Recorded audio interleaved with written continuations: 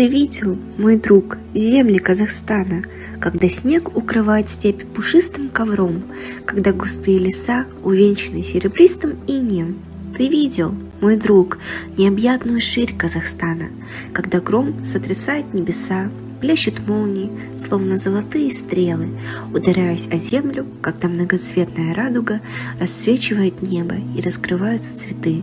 Ты видел, мой друг, земли Казахстана, когда озерная гладь одевается в синюю дымку, и по воде величественно плывут белоснежные лебеди, когда нежная зелень посевов покрывает поля, когда весна торжествует свою победу, белые цветы окутывая деревья и как белое облачко манит взор? Ты видел, мой друг, щедрую осень Казахстана, когда плоды наливаются соком, когда омытая утренней росой, напоенная щедрым потоком дождя, как маленькое солнце, сияет зарей румяное яблоко. Конечно, ты все это видел. Сырбай Мауленов. Разбитая лодка.